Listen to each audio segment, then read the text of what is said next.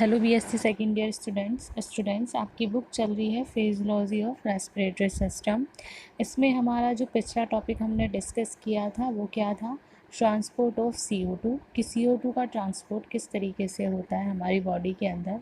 आज हम क्या डिस्कस करने वाले हैं, क्लोराइड शिफ्ट को हम डिस्कस करने वाले हैं। क्लोराइड शिफ्ट का दूसरा नाम क्या है, हैम्बर्गर फिनोमिना इसका दूसरा नाम है।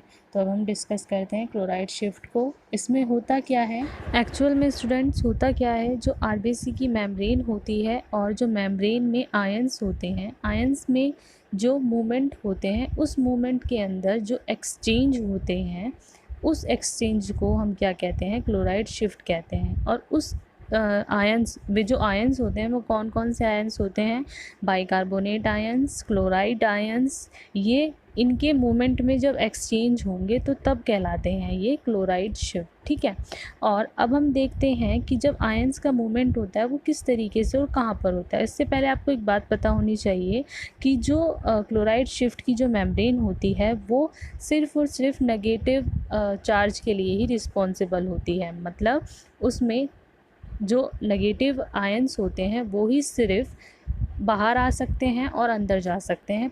पॉजिटिव जो आयंस होते हैं ना ही वो बाहर आ सकते हैं और ना ही अंदर जा सकते हैं। ओके स्टूडेंट्स, तो स्टूडेंट्स CO2 का फॉर्मेशन कहाँ होता है, टिश्यूज़ के अंदर होता है। और किस तरीके से होता है, जो ऑक्सीजन होती है वो सेल को दी जाती है और सेल जो है वो ऑक्सीजन की प्रेजेंस में ग्लूकोज का ब्रेक डाउन करती है। और जब वो ग्लूकोज का ब्रेक डाउन करती है तो कुछ बाय प्रोडक्ट हमें मिलते हैं जिसे हम क्या बोलते हैं, कार्बन डाइऑक्साइड बोलते हैं। तो स्टूडेंट्स फिर क्या होता है, ये जो CO2 होती है ये टिश्यूज़ के अंदर प्रोड्यूस हो जाती है। फिर इसमें कुछ एक्सचेंज होते हैं, किस किस के बीच में, आरबीसी के बीच में और एल्वोलाई के बीच में। तो जब CO2 आरबीसी के अंदर एंटर करती है तो आरबीसी में एक एंजाइम प्रेजेंट होता है, कौन सा, कार्बोनिक एनहाइड्रेज एंजाइम। उसकी प्रेजेंस में ये जो CO2 होती है ये कार्बोनिक एसिड के रूप में आ जाती है, यानी कि कार्बोनिक एसिड के फॉर्म में आ जाती है। और कार्बोनिक एसिड क्या होता है, H2CO3। तो होता क्या है, आरबीसी के अंदर जो एंजाइम प्रेजेंट होते हैं वो CO2 को कार्बोनिक एसिड के फॉर्म में लेकर आते हैं। उसके बाद ये कार्बोनिक एसिड डिसोशिएट हो जाते हैं, मतलब कि इनका ब्रेक डाउन हो जाता है। और इनके ब्रेक डाउन से हमें क्या मिलते हैं, दो आयंस मिलते हैं, एक नेगेटिव आयंस और एक पॉजिटिव आयंस। नेगेटिव कौन सा आयंस होता है, HCO3 नेगेटिव आयंस और पॉजिटिव H पॉजिटिव आयंस। ठीक है, फिर उसके बाद क्या होता है, जैसा कि मैंने अभी आपको बताया कि जो आरबीसी की मेम्ब्रेन होती है वो नेगेटिव चार्ज के लिए रिस्पॉन्सिबल होती है। तो स्टूडेंट्स कार्बोनिक एसिड के ब्रेकडाउन से जो हमें नेगेटिव आयंस मिले हैं HCO3, वो क्या करते हैं, वो धीरे धीरे प्लाज्मा में मूव करते रहते हैं। और जैसे जैसे ये नेगेटिव आयंस प्लाज्मा में मूव करते हैं उसी तरीके से आरबीसी के अंदर जो हमारे पॉजिटिव आयंस है यानी कि H पॉजिटिव आयंस है वो ज़्यादा होते चले।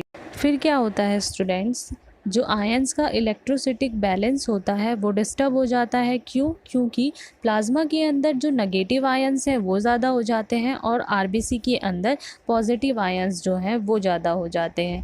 तो इनके बैलेंस को इक्वल करने के लिए क्या होता है, जैसा कि मैंने अभी आपको बताया था, जो हमारे नेगेटिव आयंस होते हैं वो ही बाहर जा सकते हैं और वो ही अंदर आ सकते हैं। तो जैसे ही आरबीसी से एक नेगेटिव आयंस, कौन सा, HCO3 नेगेटिव आयंस बाहर आता है तो प्लाज्मा से एक negative ions, chloride ions, RBC के अंदर मूव कर जाता है। और उससे क्या होता है, इलेक्ट्रॉनिक जो बैलेंस है वो इक्वल हो जाता है। तो स्टूडेंट्स ये जो प्लाज्मा से एक आयंस और आरबीसी से एक आयंस, यानी कि जो आयंस के बीच का जो मूवमेंट है उस मूवमेंट्स को हम क्या बोलते हैं, क्लोराइड शिफ्ट बोलते हैं। और ये क्यों हो रहा है, ताकि जो हमारे आयंस के इलेक्ट्रॉनिक बैलेंस है उसको हम इक्वल रख सकें, चाहे वो बैलेंस नेगेटिव बैलेंस प्लाज्मा के अंदर हो या फिर आरबीसी के अंदर पॉजिटिव आयंस का हो। ठीक है, और जो हमारे क्लोराइड शिफ्ट के साइंटिस्ट थे हैम्बर्गर, उनके नाम पर क्लोराइड शिफ्ट का एक दूसरा नाम भी पड़ा, हैम्बर्गर फिनोमिना। तो क्लोराइड शिफ्ट को हम हैम्बर्गर फिनोमिना के नाम से भी जानते हैं। तो तो स्टूडेंट्स क्लोराइड शिफ्ट के बाद अब हम डिस्कस करते हैं difference between Bohr and हेल्डन effect. Bohr effect और हेल्डन इफ़ेक्ट क्या होते हैं? तो स्टूडेंट्स सबसे पहले हम स्टार्ट करते हैं बोहर इफ़ेक्ट से। बोहर इफ़ेक्ट क्या होते हैं? It is the effect by which the presence of CO2 decreases the affinities of haemoglobin for oxygen.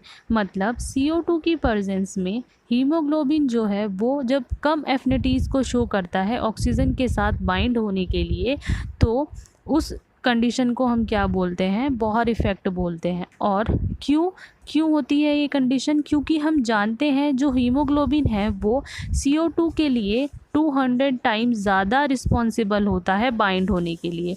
तो हीमोग्लोबिन जो है वो कंफ्यूज हो जाता है कि उसको CO2 के साथ बाइंड होना है या फिर ऑक्सीजन के साथ बाइंड होना है।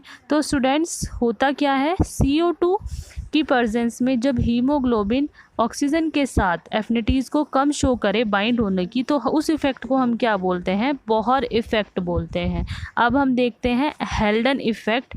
हेल्डन इफ़ेक्ट में क्या होता है? स्टूडेंट्स हेल्डन इफ़ेक्ट क्या होता है? It is the effect by which combination of CO2 with haemoglobin displace CO2 from haemoglobin.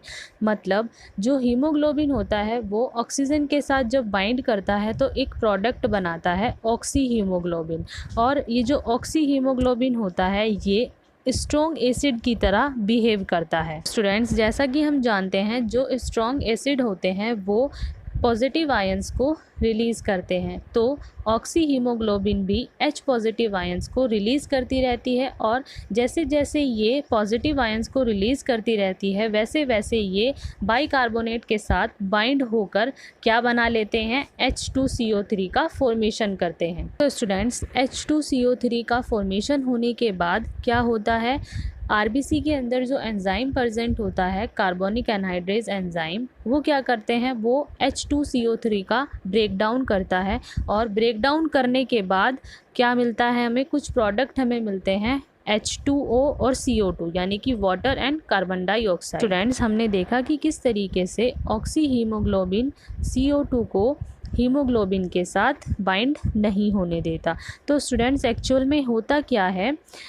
जो हमारा ऑक्सी हीमोग्लोबिन है उसकी प्रेजेंस में हीमोग्लोबिन जो है वो CO2 के साथ बाइंड नहीं हो पाता।